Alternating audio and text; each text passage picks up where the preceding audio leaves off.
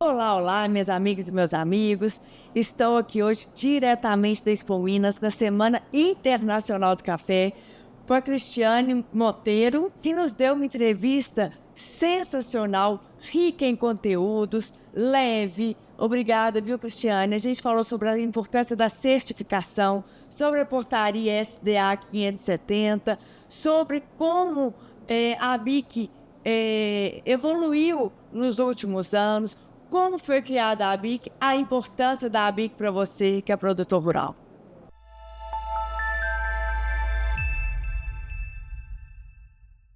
Olá, olá, minhas amigas, meus amigos. Sejam muito bem-vindos em mais um episódio do Joyce Rios Podcast, diretamente da Semana Internacional do Café, aqui na Expo Minas. E agora com uma convidada muito importante, que vai trazer muita informação, que é a Cristiane Monteiro. Seja bem-vinda, muito obrigada pela confiança, Cristiane. Fala um pouquinho do seu trabalho na ABIC. Obrigada, Joyce, obrigada pelo convite, por estar aqui e ter a oportunidade de falar um pouquinho do trabalho. Eu trabalho na ABIC já tem 27 anos. Sou nutricionista de formação. A ABIC tem 50 anos de A ABIC tem 51 anos, 51 né? A gente completou anos. 50 anos ano passado, a gente já está com 51, quase metade, né? Sim. Quase metade da fundação da ABIC. Eu atuo Mais da lá. metade, né? Mais da metade, verdade. Eu sou nutricionista de formação e fui trabalhar lá recém-formada, né, para trabalhar justamente com a qualidade do café. E desde o início a gente sempre teve essa preocupação de buscar. No início eu trabalhei muito com os consumidores direto, né, para a gente levar para o consumidor o conceito de um bom café, de um bom preparo do café. Né, porque a indústria, a BIC, ela representa as indústrias de café. Sim. Mas a gente vê a qualidade de todo o processo, desde o campo, passando pelo processo da indústria, até chegar no consumidor. A ABIC, para quem não sabe, é a Associação Brasileira das Indústrias De café. de Café, que Isso. fica com a sede no Rio de Janeiro. No Rio de Janeiro. Cristiane, como que a nutrição está ligada diretamente na produção do café? Então, na questão da qualidade, né? Na questão da qualidade do preparo. Tá? Então, assim, inicialmente a gente começou com... Porque, assim, o café é um alimento. A gente não pode deixar de pensar que o café é um alimento. Ele pode não ser um produto com muitos nutrientes importantes, né? Assim, percentuais de proteína, lipídios, enfim, mas ele tem percentuais pequenos. Mas ele é um alimento e que exige cuidados no preparo. Então, assim, o tipo de água, como a gente vai preparar essa água, como a gente vai cuidar, os equipamentos, os utensílios, né? Tudo isso a gente tem que ter o cuidado. Seria uma certificação minuciosa, mais interna? Olha, a certificação, no caso da que a gente trabalha, a certificação da BIC, ela vê a qualidade do produto, né? Ali a gente está certificando o produto e levando para o consumidor que aquele produto é um alimento seguro, né? Ou seja, livre de algum outro tipo de alimento, como um milho, uma cevada, alguma coisa assim que a gente considera até como resquícios, fraude, né, da própria plantação. Aí a gente chama de impurezas, que são as cascas e paus, né? E aí a gente tem a legislação, a SDA, Portaria 570 do Ministério da Agricultura. A gente vai falar sobre a portaria daqui a pouquinho, que foi um marco divisor na produção do café. Então, porque a BIC ela sempre buscou essa qualidade, esse controle, né? A gente faz esse controle no monitoramento de todos os produtos no mercado. E faltava essa legislação. Isso foi muito realmente importante para a gente ter como denunciar, né? Nós vamos detalhar daqui a pouquinho. Segura um pouquinho aí, Cristiane. Tá bom. Agora, no Brasil, qual que é a porcentagem de produção do café? A importância do Brasil na produção do café? O Brasil é o maior produtor de café do mundo. Passa né? a Colômbia? Passa a Colômbia. É o maior produtor de café. Tá? E em relação ao consumo, nós somos o segundo maiores consumidores de café. E quem que é o primeiro? Primeiro, Estados Unidos. Estados Unidos. Estados Unidos. Tá. E o café, dentro do Brasil, qual estado que sobressai? Então, Minas Em Gerais. número de Minas Gerais, plantação. a gente tem o maior número de produtores de café e de indústrias também. Né? E, Minas e São Paulo, mas Minas é maior. consequentemente, mais plantações, mais produção do café, ou não necessariamente? Tem muitos produtores, tem mais produtores, mas a produção em números, ela também é de Minas Gerais? Também é de Minas Gerais. É o maior, é o estado que mais produz café no Brasil. Isso você acredita que vem de onde? Do incentivo do governo, do clima, Eu acho que é do da clima. cultura? É do clima, porque a região de Minas, sul de Minas, que pega um pouco de São Paulo, é uma região propícia para o cultivo do café. É uma, né, a espécie arábica, por exemplo, ela exige uma altitude, uma temperatura mais fria. Então, assim, o clima favorece essa região aqui. Então, e também uma questão de história, né? Quando a gente vê desde da época da colonização. Então, Exato. assim, São A briga Paulo, São Paulo e Minas, né? isso. Então, assim, não à toa, né, pela condição climática da região, mas também foi por onde a gente teve a entrada do café. Então, acho que tem essa questão cultural. Cristiane, e quais tipos de café são produzidos no Brasil? Ou não existe? Produzem, os produtores têm o café e os fornecedores é que vão direcionar para qual fazer um blend? Então, a gente tem duas espécies, e as duas espécies a gente produz, que é a espécie arábica e o conilon, ou robusta, como ele é E conhecido. qual que é a diferença de uma da outra?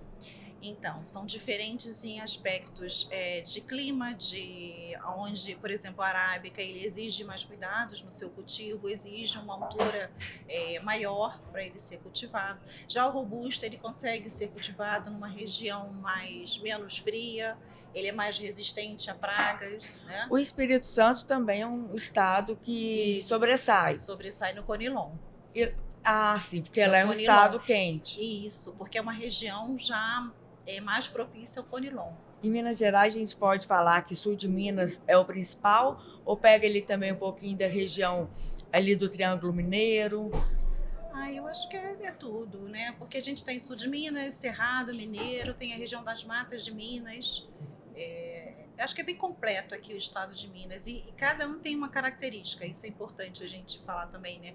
Porque o café de sul de Minas, por exemplo, a gente tem uma acidez mais acentuada, enquanto que o café do Cerrado ele é mais equilibrado. Então, o Brasil tem essa característica, a gente tem cafés de todos os tipos, de todas as características sensoriais. Então, assim, a gente consegue mesclar muito bem isso, né? E oferecer para o consumidor essas diferenças. E hoje a gente consegue perceber muito mais, né? Assim, uma feira como essa, por exemplo. Cristiane, você consegue mensurar, quantificar quantos produtores de café nós temos no Brasil e especificamente em Minas Gerais? Então, em Minas, não vou saber te dizer, mas no Brasil a gente tem em torno de 330 mil produtores de café.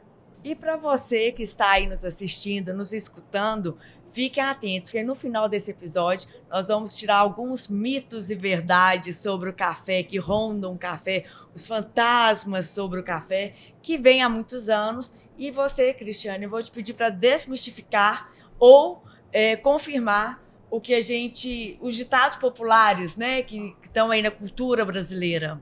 Durante muitos anos, o café ele foi considerado muito complicado na questão de pureza, né?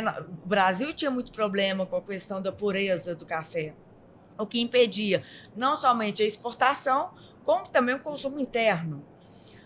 A gente pode falar que a portaria SDA 570 de 2023 foi um marco, um divisor de águas entre a pureza do café, a qualidade do café?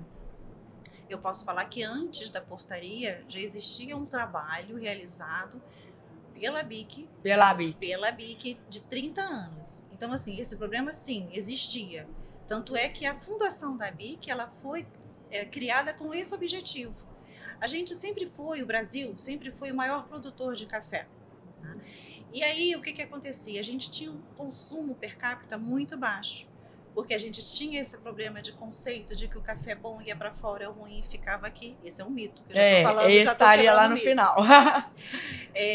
A questão das impurezas, assim, a gente não tinha a indústria, o produtor, ele não sabia, ele não conhecia como trabalhar com aquele produto, com o café.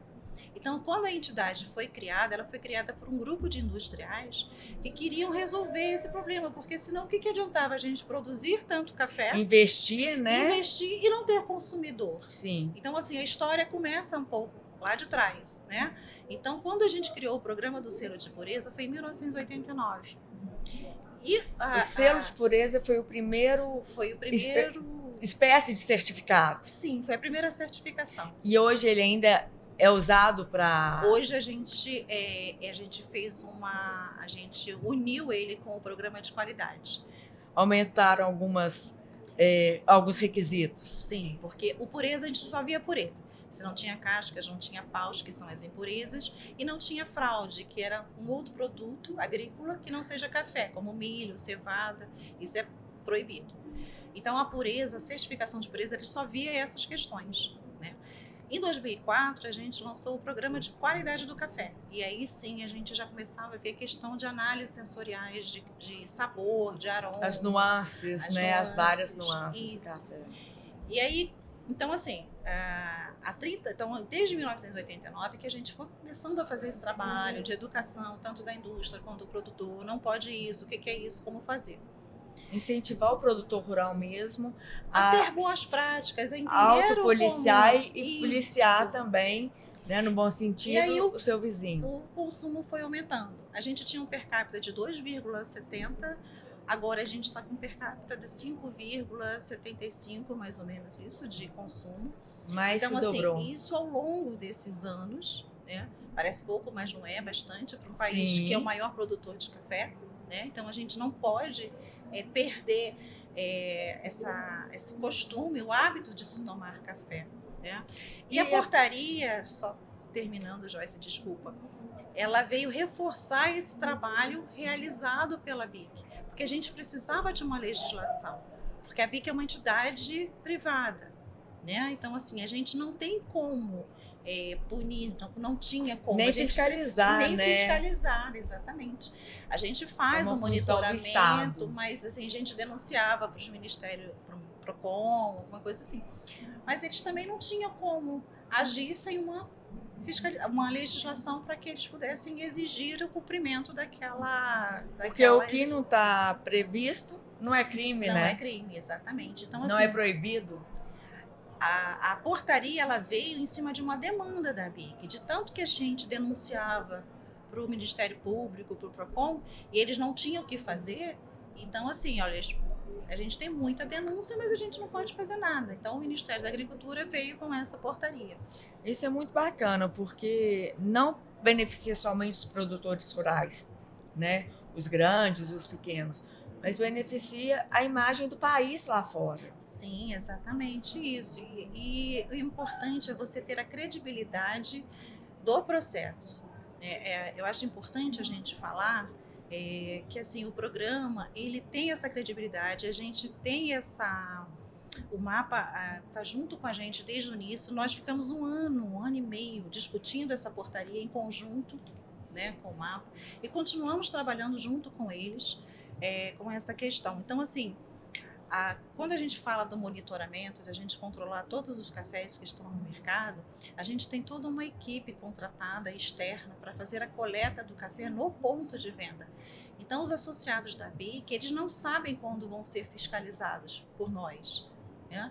O coletor chega no ponto de venda, onde o café está sendo vendido para o consumidor, ele compra o café normalmente, e esse café ele é descaracterizado e é enviado para o laboratório. Lá no laboratório ele chega, tem todo um código, faz a análise de microscopia para a gente verificar a pureza do café. Então, nessa legislação da portaria 570, a gente tem uma tolerância de até 1% de cascas e paus. Sim. Então, na análise de microscopia, somente na análise de microscopia, as pessoas às vezes perguntam, eu abri a embalagem do café e eu vi umas manchinhas, está cheio de casca. Não vê a olho nu.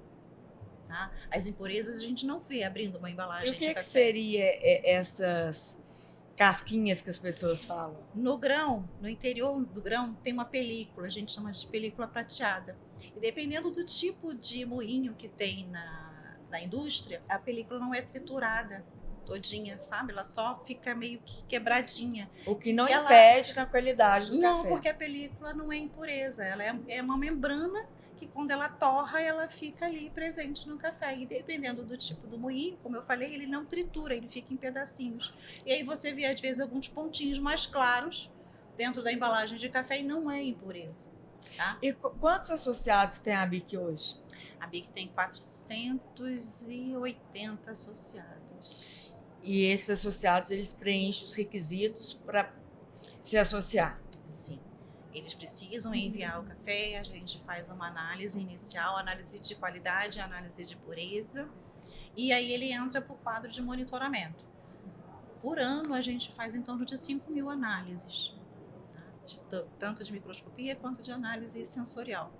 E esses associados, eles têm que ter um mínimo de plantação, né, de pé de café, ou pode ser desde o pequeno produtor, aquele lá do interior que faz, né, um café orgânico ali para o seu entorno, ou tem que ter um nível maior de produção? Não, a BIC, o foco a maior parte dos nossos associados é indústria. E não necessariamente a indústria precisa ter a sua própria produção. Ela pode comprar o café de um produtor, de vários produtores. Isso. Tá. Agora, de 2 anos para cá, a gente abriu essa categoria para o pequeno produtor. Então, assim, mas mesmo assim não tem limite de tamanho, de fazenda ou de hectare. Pode ser um produtor que produz, por exemplo, uma saca de café, 2 sacas de café. Mas ele pode se associar como categoria de produtor rural, por exemplo. E isso é interessante também, um incentivo, né? Para quem está começando, ou quem está, talvez, já cria, mas com os problemas até de mudanças climáticas, pensa em desistir. Tem esse incentivo da BIC, tem esse apoio da BIC? Sim, sim. A gente sempre tem essa visão, realmente, né? De buscar, primeiro, de aproximar, eu acho que o produtor e a indústria, né? Buscando sempre produtos com qualidade e dando esse incentivo para que é uma cadeia, né? Um depende do outro para a engrenagem funcionar perfeitamente. Eu acho que hoje em dia, mais do que isso, a gente tem que pensar nessa cadeia. Todo mundo fala da sustentabilidade. Hoje, se você não está pensando dessa forma, você está fora do sistema, né?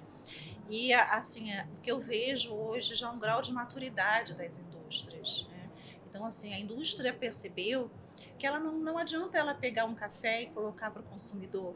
O consumidor, ele quer mais. Ele é exigente, né? Ele quer saber o que está atrás daquele pacote de café. Qual é a história que esse café traz? Qual é a origem? Qual é o processo? Qual foi a qualidade do processo que foi realizado naquele pacote?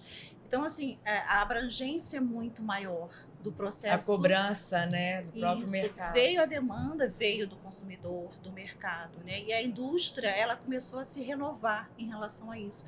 Então, hoje, quando a gente vai comprar um café, quando a indústria vai comprar um café, ela não compra um café simplesmente por comprar, vou comprar aquele café. Não. Ela vai buscar um café que tenha uma agricultura regenerativa, que você já tenha boas práticas dentro da lavoura, ou uma certificação 4C, um café orgânico, por exemplo. E ela já traz essa história para dentro da indústria. E aí, dentro da indústria, você tem todo o trabalho, né, do processo mesmo industrial. Você tem a certificação que vai te trazer, porque assim, quando você compra o café na lavoura, você tem uma certificação do campo. Mas a certificação da ABIC, que é a certificação do processo industrial, é essa certificação que vai chegar para o consumidor. A qualidade. Entendeu? O consumidor, quando ele compra esse café e esse café tem essa certificação, primeiro, ele está recebendo um café seguro. E segundo, ele tem toda a rastreabilidade daquele produto, né? Desde a origem, desde o processo que passa. Então, assim, hoje a gente vê essa nova indústria buscando trazer mais história, trazer mais conteúdo para o consumidor. E para finalizar, vamos aos mitos e verdades em torno do café brasileiro. Cristiane, é mito ou verdade que café em jejum faz mal? É mito. Mito, totalmente mito. Eu, por exemplo, eu já acordo tomando café, primeira coisa. É mito ou verdade que café sem açúcar é mais saudável? Não, é verdade. Aí, como nutricionista, a gente fala, né? Você vai tomar o açúcar. Primeiro, que você mascara toda a qualidade do café, as características sensoriais do café. né? E o açúcar que acaba você aumentando aí um teor calórico desnecessário. Mais de 3 xícaras de café faz mal à saúde? Ao longo Olha, do dia? a gente recomenda, não a BIC, né? Mas Sim. a Organização de Saúde, Saúde. até 4 xícaras. Mas a gente toma 8, 10, enfim. Mito ou verdade que o café dá mais energia, pode ser usado como pré-treino? Verdade, comprovado cientificamente. Tem vários artigos científicos que falam sobre isso. A cafeína é estimulante, né? O café atrapalha a concentração? Mito ou verdade? Mito. Ele ajuda na concentração, justamente por deixar você mais atento. E aí eu posso falar um detalhe sobre essa questão? Fique à vontade. A gente teve um projeto muito importante que foi Café na Merenda Saúde na Escola. A gente colocou café com leite na merenda escolar. A gente acrescentou isso na merenda escolar. Para quantos anos? Para qualquer faixa de idade. Faixa de idade.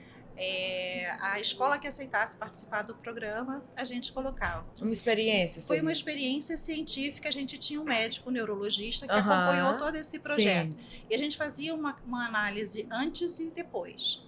E assim, o resultado foi incrível, porque as crianças ficavam mais atentas. Elas melhoraram muito as notas dela. Tem uma avaliação que faz pela Secretaria de Educação, né, que faz essa avaliação, e a cidade de Araçariguama, em São Paulo, foi a que mais assim teve melhoras nos percentuais de aprendizado. Então, em assim, função o café, da experiência com café com leite. Porque a criança, nas escolas públicas, na grande maioria, chegam às vezes sem ter comido nada ainda em casa. Sim. Né? Infelizmente, e a gente adaptava muitas vão horário. até para a escola, até para se alimentar, né? Então, assim, é verdade que o café ajuda na concentração. Você já respondeu, mas vamos lá. Criança não pode tomar café. Não, mito. Mas assim, aí a gente tem uma dose mais reduzida. As 4 xícaras, né, a gente fala para um adulto. Para criança, a gente recomenda 2 xícaras e assim, acompanhar para saber se a criança... Cristiane, meu filho começou a tomar café muito pequenininho. Hoje ele tem 7 anos. E se eu deixar, ele toma. Então. Né? Mas a gente vai controlando, porque a criança já tem uma energia, né, a mais. Então a gente foi um pouquinho menos, e à noite também eu já não permito. Mas não tem nada como. Mas durante o dia ele adora um café. Que bom. Então é isso. Muito obrigada pela sua audiência, muito obrigada pela sua participação, que eu sei que você vai participar curtindo, comentando, perguntando e, por que não, seguindo o nosso canal. Muito obrigada, Cristiane, pela confiança no nosso trabalho, pelas informações muito úteis para quem está nos escutando. Eu que agradeço, Joyce, foi um prazer estar aqui com você. E parabéns por esse evento que é tão importante para o café nacional e internacional. Obrigada.